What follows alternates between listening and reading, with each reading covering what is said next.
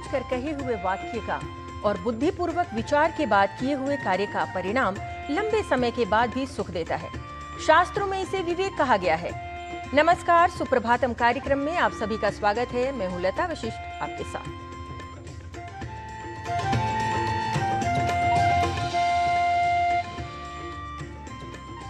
समय अमूल्य है। समय के सदुपयोग की कला को समझकर लक्ष्य निर्धारित करने से और समय के अनुसार ही जीवन में प्रत्येक कदम बढ़ाने से व्यक्ति अवश्य सफल होता है। तो इसी के साथ चलिए जानते हैं आज का पंचांग।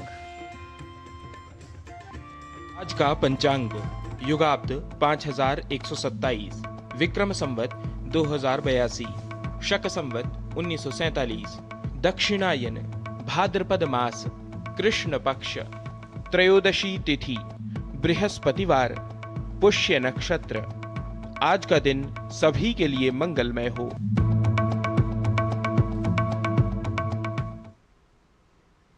भारतीय साहित्य में मौलिक शिक्षा के साथ ही व्यावहारिक शिक्षा को भी महत्व दिया गया है। व्यावहारिक दृष्टि से व्यक्ति को श्रेष्ठ बनाने के लिए अनेक सुभाषित ग्रंथों की रचना हुई, जिन्हें पढ़कर व्यक्ति आत्मनिर्भर, सजग और व्यवहार कुशल नागरिक बन सकता है। सुभाषित वचनों के महत्व को समझते हुए सुप्रभातम कार्यक्रम में प्रतिदिन हम आपको एक सुभाषित सुनाते हैं। तो क्या है आज का सुभाषित, चलिए सुनते हैं। मित्र स्वजन बंधूनां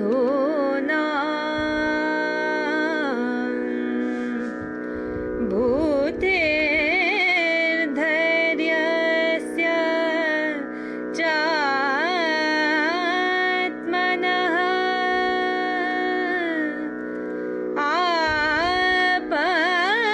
आपन्निकष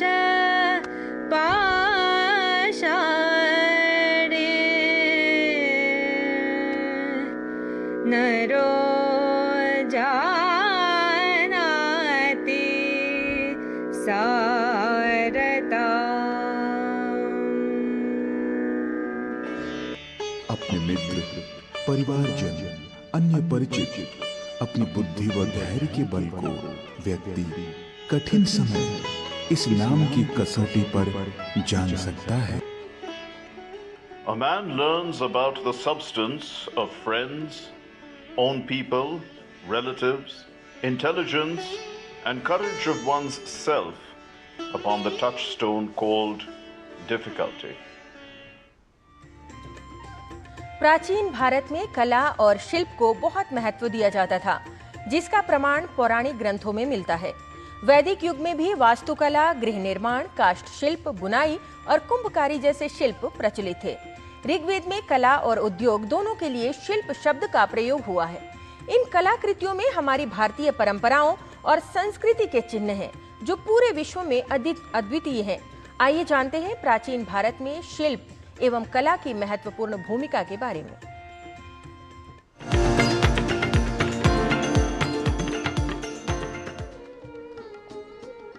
कला मानव मन के निगूढ़ भावों की सौंदर्यपूर्ण अभिव्यक्ति है। प्राचीन काल से ही मनुष्य अपनी कलात्मक अभिरुचि को विभिन्न शिल्पों एवं माध्यमों से प्रकट करने का अनवरत प्रयास करता आया है। यदि हम अपने गौरवशाली अतीत पर दृष्टिपात करें तो यह सहज ही स्पष्ट होता है कि प्राचीन भारत में शिल्प एवं कला की महत्वपूर्ण भूमिका थी। भारतीय कला में हस्तकौशल एवं प्रखरतम मानसिक संकल्पना का उचित सम्मिश्रण प्राप्त होता है। भारतीय कला का विकास उतना ही समृद्ध है जितना भारतीय धर्म, दर्शन एवं साहित्य आदि। भारतीय कला के वातायन द्वारा हम यहाँ की शिल्पकला, मूर्तियों, चित्रों और खिलौनों का साक्षात दर्शन प्राप्त कर सकते हैं और उनमें छिपी हुई मानसिक कल्पना एवं प्रतिभा से भी परिचित हो सकते हैं।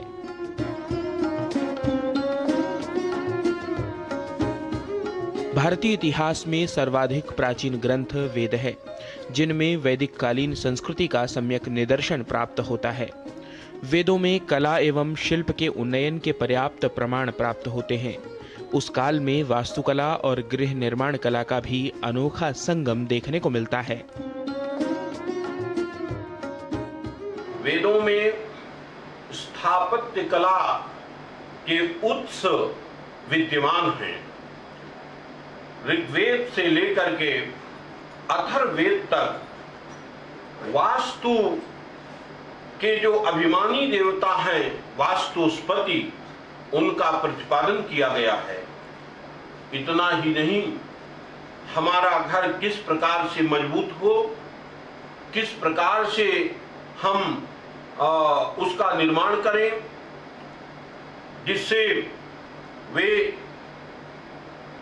अनंत काल तक चिरस्थायी रहें, जिससे उस घर में हमारे पुत्र पौत्रादि संतति उत्कर्ष को प्राप्त हो, वंशादि उत्कर्ष को प्राप्त हो। इसको लेकर के तमाम वेदों में चर्चा की गई है। वैदिक युग में वास्तुशिल्प के साथ साथ अन्य शिल्पों का भी उल्लेख प्राप्त होता है, जैसे काष्ठशिल्प अथवा दारुकर्म। ऋग्वेद के दशम मंडल के 146वें सूक्त में वनों की अधिष्ठात्री देवी अरण्यानी की प्रशंसा एवं वंदना की गई है, एवं काष्ठशिल्प के अस्तित्व का भी प्रमाण यहाँ प्राप्त होता है। ऋग्वेद में कला एवं उद्योग दोनों के लिए शिल्प शब्द का प्रयोग हुआ। इनके अलावा बुनाई, रथ बनाना एवं कुंभकारी भी वैदिक युग में शिल्प कला के अंतर्गत आते थे। इन कलाकृतियों एवं स्मारकों में हमारी भारतीय परंपराओं और संस्कृति के चिन्ह हैं, जो संपूर्ण विश्व में अद्वितीय एवं अतुलनीय हैं। आज हमें उन अज्ञात शिल्पियों एवं कलाकारों के प्रति कृतज्ञ होना चाहिए, जिन्होंने व्यष्टि को परे रखकर समष्टि का वर्ण करते हुए उन कालजयी कृतियों का निर्माण किया तथा भारतीय सांस्कृतिक वाङ्मय को विश्व पटल पर गौरवान्वित किया। गवीश द्विवेदी के साथ जनेंद्र सिंह की रिपोर्ट, डीडी न्यूज।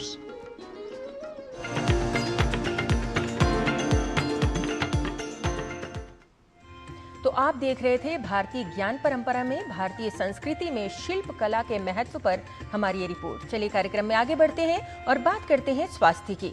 कैंसर के उपचार के लिए काइमेरी रिसेप्टर टी सेल थेरेपी का उपयोग किया जा रहा है। आइए समझते हैं कि ये थेरेपी किस तरह से कार्य करती है और कौन से कैंसर के लिए प्रभावशाली कारक है।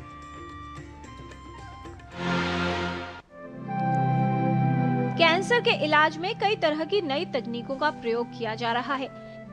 Chimeric antigen receptor T cell therapy cancer के इलाज में प्रभावशाली सिद्ध हो रही है।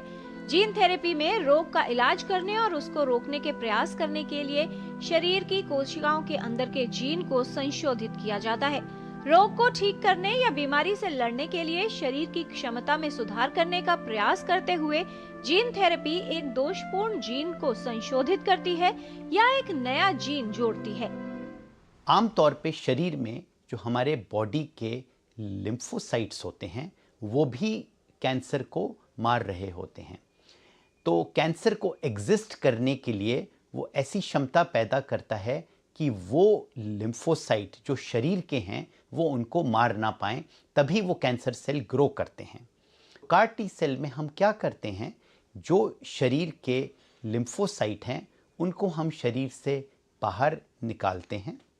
उसके बाद हम उनमें इंजीनियरिंग करते हैं, चेंजेस करते हैं, उनके जीन्स को चेंज करते हैं जिससे वो ज़्यादा इफ़ेक्टिव हो जाएं कैंसर सेल्स को मारने के लिए। एक बार उनको इफ़ेक्टिव करने के बाद हम वो सेल्स वापस बॉडी में देते हैं और फिर वो कैंसर सेल को मार पाते हैं। एक किस्म के ये लिविंग ड्रग कहलाए जाते हैं। जीन्स में डीएनए होता है। ये कोड हमारे शरीर के आकार और कार्य को नियंत्रित करता है। जो जीन ठीक से काम नहीं करते वो रोग का कारण बन सकते हैं। डीएनए मानव सहित सभी जीवों में पाया जाने वाला एक आनुवंशिक तत्व होता है। कोशिका में ये डीएनए न्यूक्लियस या नाभिक के भीतर पाया जाता है। इसका प्रमुख कार्य आनुवंशिकता का निर्धारण करना होता है। ये डीएनए विभिन्न अंगों और ऊतकों में स्थित होते हैं, जो शरीर के विभिन्न भागों के लिए अलग अलग गुणों और विशेषताओं को निर्धारित करते हैं। शरीर की हर कोशिका में डीएनए शामिल होते हैं, जो जन्म के समय से ही निर्धारित हो जाते हैं। कार टी सेल थेरेपी जो है एक किस्म की जीन थेरेपी है, जो आज की डेट में ब्लड कैंसर और गांठों के कैंसर में लाभदायक पाई गई है। जो इनका प्रिंसिपल है वो ये है कि कैंसर सेल पे कोई न्यू एंटीजेंस या फॉरेन एंटीजेंस एक्सप्रेस होते हैं। जैसे कि मैं ब्लड कैंसर लूँ तो एक उस पे एंटीजन है CD19। तो ये बॉडी के लिम्फोसाइट उनके ऊपर हमला करते हैं, लेकिन जब वो हमला कम करना बंद कर देते हैं तब इन सेल्स को हम बाहर निकाल के चेंजेस करते हैं और फिर वापस डालते हैं, जिससे वो वापस इन सेल्स को मार सकें। आज की डेट में स्टैंडर्ड थेरेपी अगर हम बोलें first line therapy, early phase में CAR-T सेल्स का उपयोग नहीं किया जाता, तब स्टैंडर्ड कीमोथेरेपी यूज़ की जाती है। जब ये कैंसर्स वापस आते हैं उस वक्त CAR-T सेल थेरेपी का उपयोग किया जाता है। टी कोशिकाएं एक प्रकार की श्वेत रक्त कोशिका है जिन्हें लिम्फोसाइट्स कहा जाता है। ये प्रतिरक्षा प्रणाली को रोगाणुओं से लड़ने में सहायता करती हैं और बीमारी से बचाव करती हैं। लिम्फोसाइट्स में टी कोशिकाएं और बी कोशिकाएं शामिल होती हैं। दोनों प्रकार की कोशिकाएं शरीर की सुरक्षा करती हैं। बी कोशिकाएं रोग जनकों से लड़ने के लिए एंटीबॉडीज नामक प्रोटीन का निर्माण करती है, वहीं टी कोशिकाएं हानिकारक रोग जनकों को नष्ट करके ऐसे संकेत भेजकर रक्षा करती हैं जो खतरे के प्रति प्रतिरक्षा प्रणाली की प्रक्रिया को नियंत्रित करने में सहायक होते हैं। ब्लड कैंसर्स में या गांठों के कैंसर जो वापस आ रहे हैं उनमें इनका यूज़ आने वाले टाइम में बढ़ेगा। कई सारी कंपनीज CAR-T सेल्स बना रही हैं और जब बहुत सारी कंपनीज बनाएंगी मेरी उम्मीद है कि इनकी कॉस्ट कम होगी, और जब कॉस्ट कम होगी तभी ज़्यादा से ज़्यादा मरीज़ इसका उपयोग या लाभ पा पाएंगे जिनमें ये प्रॉब्लम है। Chimeric antigen receptor T cell therapy में कैंसर कोशिकाओं को लक्षित करने और नष्ट करने के लिए शरीर की प्रतिरक्षा प्रणाली की कोशिकाओं यानी टी सेल्स का उपयोग किया जाता है। इसे कैंसर रोगियों के इलाज में आशा की एक नई किरण माना जा सकता है। ये कैंसर के इलाज को एक नई दिशा देगा, साथ ही कैंसर के रोगियों के लिए एक बड़ा कदम सिद्ध होगा। किरण भारद्वाज, DD न्यूज।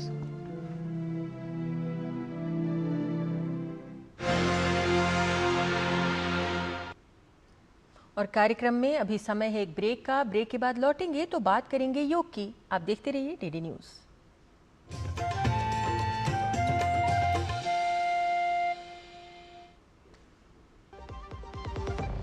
ये गोलदाने खजाने हैं स्वाद के। नागौर की इसी बेहतरीन सरसों से निकलता है MDH कच्ची घानी सरसों का तेल। सिर्फ झांझ ही नहीं, स्वाद भी।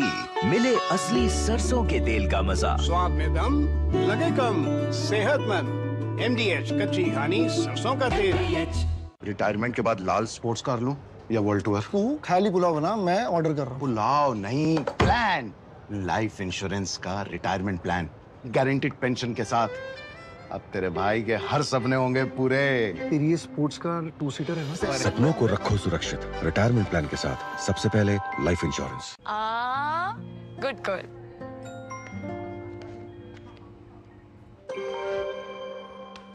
आगे सैलरी नहीं झुमके ना, पहले बचत, पहले झुमके। सुनो, हर महीने थोड़ा बचाओ और थोड़ा निवेश करो, और कुछ इमरजेंसी के लिए भी बचाओ ताकि रहो टेंशन फ्री। लेकिन झुमकों का क्या, जाती हो कि लगाओ इंजेक्शन। RBI कहता है वित्तीय समझदारी समृद्ध नारी।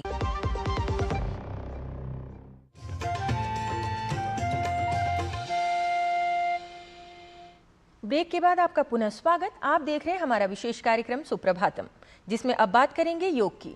योग शारीरिक, मानसिक और आध्यात्मिक अनुशासन के लिए महत्वपूर्ण है, जिसका प्रतिदिन अभ्यास स्वास्थ्य के लिए लाभदायक है। तो देखिए पाचन को बेहतर करने के लिए उपयोगी कुछ यौगिक क्रियाएं।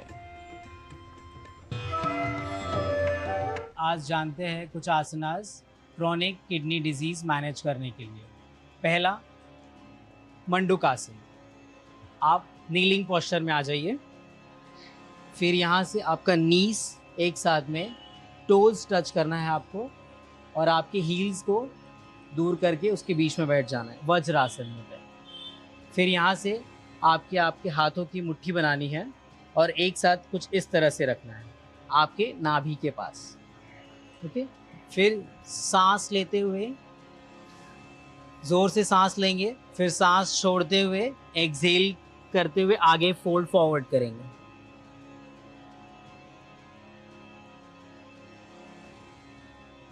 फिर धीरे से सांस लेते हुए ऊपर आ जाएंगे। फिर इसी तरह 2-3 बार दोहराएंगे। अब देखते हैं दूसरा आसन, नौकासन। सीधे बैठेंगे दंडासन में और आपकी बैक सीधी रखते हुए इनहेल करते हुए दोनों पैर को ऊपर उठा लेंगे, नी सीधा रख के, बैक स्ट्रेट, आपकी चेस्ट ओपन होगी एंड दोनों हाथ सीधा। आपके कोर को एंगेज करेंगे। इस स्थिति में कुछ देर होल्ड करेंगे और धीरे से रिलीज। अगर ये मुश्किल है तो नीज बेंड करके भी कर सकते हैं। अगेन धीरे से पैर ऊपर लेंगे, बैक स्ट्रेट रखते हुए यहाँ नीज बेंड कर लेंगे। यहाँ भी आपके कोर को एंगेज रखना है और हाथों को इस तरह से सीधा। इस स्थिति में कुछ देर होल्ड करेंगे एंड फिर रिलीज कर देंगे। आइए अब कुछ और टिप्स जानते हैं योग गुरु हंसा माँ से। नमस्कार। किडनी डिजीज में बहुत ध्यान देना पड़ेगा कि हम पानी सफिशिएंट पिए, जिससे यूरिक एसिड धुल के बाहर जाए, शरीर में ना जमा रहे। बहुत ज़रूरी है कि हम कोशिश करें कि चलते फिरते रहें, क्योंकि किडनीज में दबाव तब आता है जब आप लंबे समय बैठे रहते हो, वो भी आरामी स्थिति में बैठे रहते हो। सीधा बैठना और एक्टिव रहना बहुत ज़रूरी है। विटामिन सी हाई हो, ऐसा फ्रूट्स और ऐसा खाना खाना ज़्यादा अच्छा रहेगा किडनी डिजीज़ के लिए। प्रोटीन बहुत लो होना चाहिए, हाई प्रोटीन डाइट अवॉइड करें। आजकल किडनी डिजीज़ का प्रॉब्लम बढ़ रहा है क्योंकि एक फैशन हो गई हर चीज़ में प्रोटीन लेना। नॉन वेजिटेरियन तो बिल्कुल नहीं हो, मीट, फिश, एग, क्योंकि वहाँ प्रोटीन हाई होता ही है। कोशिश करें कि वेजिटेरियन फूड में भी स्प्राउट्स कुक्ड एंड ईचन बहुत अच्छा रहेगा, स्प्राउट उगाई हुई चीज़ें। तो ये छोटी छोटी बातें हैं, मगर ध्यान देना ज़रूरी है। गर्म पानी की थैली कमर पर रखना ज़रूरी है और एक्टिव रहें, सर्कुलेशन बढ़ाएं तो फ़ायदा हो जाएगा। नमस्कार। आयुर्वेद स्वस्थ शरीर के लिए जीवन शैली और आहार के संबंध में दिशा निर्देश प्रदान करता है। इन्हीं दिशा निर्देशों का पालन करके व्यक्ति अपने स्वास्थ्य को बेहतर बना सकता है और कई बीमारियों से बच सकता है। आयुर्वेद में कुछ ऐसी क्रियाएं या आदतें हैं जिन्हें अधिक मात्रा में करने से बचना चाहिए, क्योंकि वे शरीर और मन के लिए हानिकारक हो सकती हैं। तो आइए देखते हैं संतुलित जीवन के लिए आज का आयुर्वेदिक मंत्र। कभी कभी छोटी छोटी गलतियां बहुत बड़ी बीमारियों का कारण बनती हैं। आचार्य चरक ने यह बात 5000 वर्षों पहले हमारे लिए चरक संहिता में लिख दी है। आचार्य कहते हैं कि मनुष्य जो चाहे वो कर सकता है, पर हो सके तो ये 6 विषय बहुत अति मात्रा में न हो, उचित रूप से करे जाएं। व्यायाम, हास्य भाष्य, अध्वग्राम्य प्रजागरान, न उचितान अपि सेवेत बुद्धिमान अतिमात्रया। बुद्धिमान व्यक्ति को व्यायाम, एक्सरसाइज और हास्य, हंसना जोर जोर से, या बहुत जोर से बातें करना, या बहुत ज्यादा चलना, या फिर बहुत अधिक काम संबंध, इन सभी विषयों में अति सर्वत्र वर्जयेत, ऐसा आचार्य कहते हैं। व्यायाम बहुत अच्छा है, लेकिन यदि आपके शरीर की आवश्यकता से अधिक किया तो यह क्या कर सकता है? गज सिंह एवाकर्षण सहसा स विनिश्यति। जैसे सिंह बहुत शक्तिशाली होते हुए भी गज हाथी को खींचने की कोशिश करने पर सहसा विनश्यति, बहुत जल्दी विनाश को प्राप्त होता है, वैसे ही बड़ा सिंह की तरह से शक्ति रहने वाला व्यक्ति भी यदि अति व्यायाम कर जाए तो हो सकता है कि उसके हार्ट पर असर पड़े। बहुत ज्यादा हंसने से, बहुत ज्यादा जोर से बोलने से, अति मात्रा में बोलने से, बहुत ज्यादा चलने से, या बहुत ज्यादा कामुकता से भी ऐसे ही लक्षण मिल सकते हैं जो आपके शरीर के अंदर के ओज का ह्रास करके बहुत बड़ी से बड़ी बीमारियों को जन्म दे सकते हैं। तो आयुर्वेद के अनुसार इन 6 विषयों पर संतुलन ही उत्तम। और आयुर्विज्ञान में शिक्षा प्राप्त करने के बाद आइए अब चलते हैं संस्कृत पाठशाला की कक्षा में, जिसमें देखते हैं कि क्या है आज के शब्दों के उच्चारण से संबंधित कुछ नियम, जिसको बता रहे हैं हमारे सहयोगी डॉक्टर नारायण दत्त मिश्र।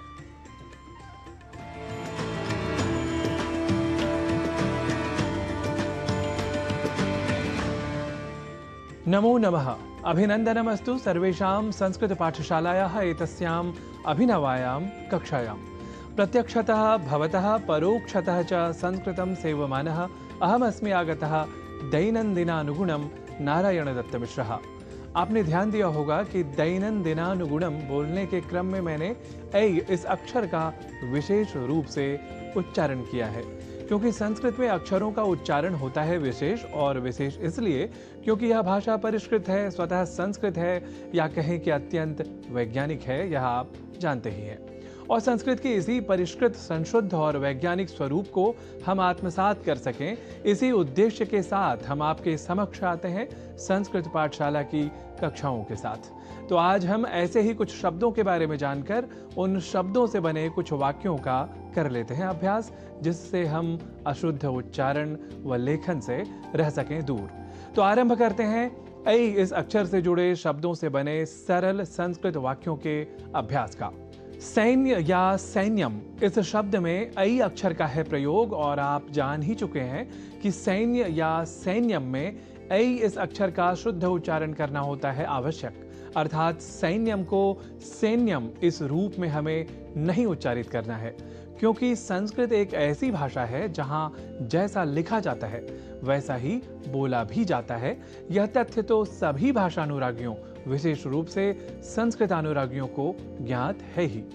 तो सैन्यम इस शब्द का उच्चारण अधिक दृढ़ हो सके, एतदर्थ वाक्यों का प्रयोग कर लेते हैं। भारतीयम सैन्य बलम जगति प्रसिद्धम, अर्थात भारतीय सैन्य बल संसार में प्रसिद्ध है। सैन्य बले समाप्ते कूटनीति प्रयोक्तव्या, अर्थात सैन्य बल के समाप्त होने पर कूटनीति का प्रयोग करना चाहिए। अब बढ़ते हैं आगे। दैवः न करोति साहाय्यम अलसानाम, अर्थात दैव या भाग्य आलसी लोगों की सहायता नहीं किया करता, इसलिए कहा गया है दैवम निहत्य कुरु पौरुषमात्मशक्त्या, अर्थात दैव या भाग्य को परे रखकर आत्मशक्ति के साथ पौरुष या श्रम करो। वैसे कई बार प्रकृति ऐसा कुछ कर जाती है कि हम दैव या भाग्य को भी नकार नहीं पाते, जैसे प्राकृतिक आपदा या विपदा जैसी चीजें जो घटा करती हैं, उसके लिए संस्कृत में प्राकृतिक इस शब्द की अपेक्षा दैवी आपदा या विपदा यह प्रयोग अधिक किया जाता है। जैसे भूकंपः दैवी आपद अथवा आपदा आहोस्विद विपदा इति उच्यते, अर्थात भूकंप को दैवी आपदा या विपदा कहा जाता है। तो इन वाक्यों में दैवः, दैवम और दैवी इन शब्दों का प्रयोग आपने सीखा। वस्तुतः इन शब्दों के उच्चारण में ऐ इस अक्षर का विशेष ध्यान रखे जाने की आवश्यकता होती है, अर्थात यहाँ ऐ का उच्चारण ए इस अक्षर के रूप में नहीं करना होता, क्योंकि यहाँ बात शुद्धता की है। तो दैव के उच्चारण में ऐ के स्थान पर यदि हम उच्चारण ए कर दें तो देव यह शब्द सुनाई देगा, और आप जान चुके हैं कि देव का अर्थ होता है ईश्वर और दैव का भाग्य। इसी तरह से दैवी इस शब्द के ऐ अक्षर का यदि अशुद्ध उच्चारण कर दिया जाए, अर्थात ऐ को ए के रूप में कहा जाए, तो दैवी के स्थान पर देवी यह शब्द शुद्ध होगा। और आप समझते ही हैं कि देवी और दैवी इन दो शब्दों के अर्थों में पर्याप्त अंतर है। तो आज आपने ऐ इस अक्षर से बने शब्दों को लेकर कुछ वाक्यों का किया है अभ्यास। संस्कृत पाठशाला की अगली कक्षा में हम लौटेंगे इसी तरह कुछ अन्य वाक्यों के अभ्यास के साथ। तावत् अनुमतिः देया भवद्भिः पुनरागमनाय। नमो नमः।